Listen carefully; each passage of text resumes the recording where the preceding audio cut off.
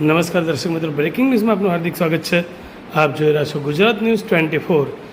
પાટણનું હર્ષનગર cyber ફ્રોડનું hub બન્યું। પાટણ જિલ્લામાં operation mule hunt 2.0 અંતર્ગત ચાલતા નેટવર્કનું એક બાદ એક પાટણ સાયબર પોલીસ દ્વારા પર્દાફાશ કરવામાં આવી રહ્યો છે। અગાઉ 398 કરોડના નેટવર્ક બાદ આજે રૂપિયા 16.65 કરોડના ગેરકાયદેસર નાણાકીય વ્યવહારોનો પર્દાફાશ સાથે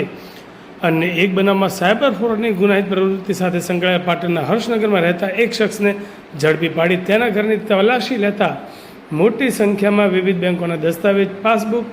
41, ચેકબુક 39, એટીએમ કાર્ડ 47 અને 9 મોબાઈલ સિમ કાર્ડ મળી આવ્યા હતા।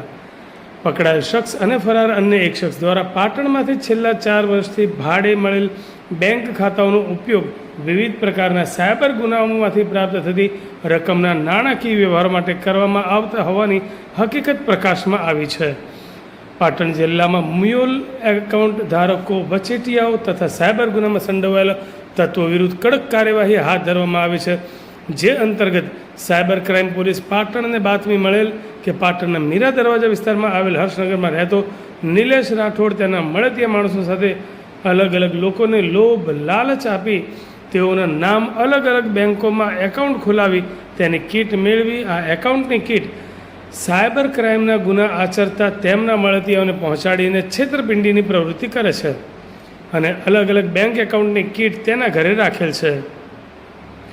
પોલીસને મળેલી આ બાતમીના આધારે નિલેશ રાઠોડના હર્ષનગર સ્થિત મકાનમાં રેડ કરતા વિવિધ બેંકોની પાસબુક નંગ 41, વિવિધ બેંકોની ચેકબુક નંગ 39, બેંકોના એટીએમ કાર્ડ નંગ 47 તથા ટેલિકોમ કંપનીઓના મોબાઈલ સિમ કાર્ડ નંગ 9 મળી આવતા પોલીસ ચોંકી ઉઠી હતી અને તમામ મુદ્દામાલ જપ્ત કરી નિલેશ રાઠોડની ધરપકડ કરી હતી। પોલીસની પ્રાથમિક પૂછપરછમાં નિલેશ રાઠોડે ઘટસ્ફોટ કર્યો હતો કે તે જિલ્લાના વિવિધ વ્યક્તિઓ પાસેથી રોકડ રકમ તથા કમિશનની લાલચ આપી તેમના નામના સેવિંગ્સ એકાઉન્ટ તેમજ કરંટ એકાઉન્ટ ભાડે મેળવતો હતો અને આ બેંક ખાતાઓની બેન્કિંગ કીટ જેમાં passbook, chequebook, ATM card, mobile number, sim card તેમજ ઇન્ટરનેટ બેન્કિંગ સુવિધાઓ તેવા ચેતન દશરથભાઈ ઠક્કર, રહેઠાણ જીવનધારા સોસાયટી, કેનાલ રોડ, પાટણ, હાલ રહેઠાણ ગોવાને પહોંચાડતો હતો। આ બંને ઇસમો દ્વારા 4 વર્ષથી આ પ્રવૃત્તિ ચલાવવામાં આવતી હોવાનો પર્દાફાશ થતાં પોલીસે બંને સામે ગુનો નોંધી વધુ તપાસ હાથ ધરી છે। બનાસકાંઠા રેન્જ આઈજી સાહેબ પરીક્ષિતા રાઠોડ સાહેબ, રિસ્પેક્ટેડ જિલ્લા પોલીસ અધિક્ષક વી કે નાઈ સાહેબના સીધા માર્ગદર્શન અને સૂચના અનુસાર જે અલગ અલગ મોડસ ઓપરેન્ડીથી સાયબર ફ્રોડ થઈ રહ્યા છે એ લોકો વિરુદ્ધ કડકમાં કડક કાર્યવાહી કરવા માટે સૂચના આપવામાં આવેલ, જેના અંતર્ગત ઓપરેશન મ્યુલ હન્ટ 2.0 અંતર્ગત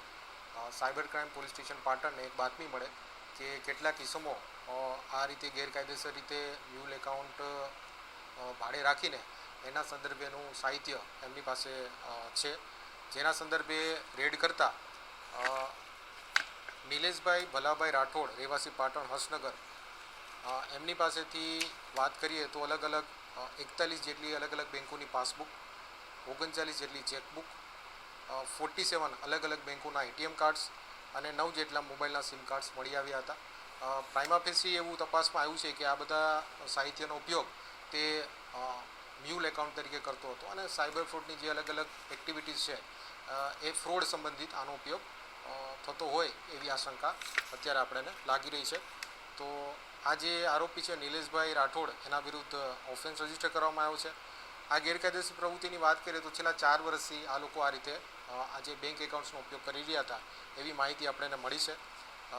આ સાથે જે બીજું આરોપી છે જે પકડવાનો બાકી છે એના નામની વાત કરું તો ચેતનભાઈ દશરથભાઈ ઠક્કર જે મૂળ પાટણના છે અને હાલ ગોવા રહે છે, એને પકડવાના બાકી છે।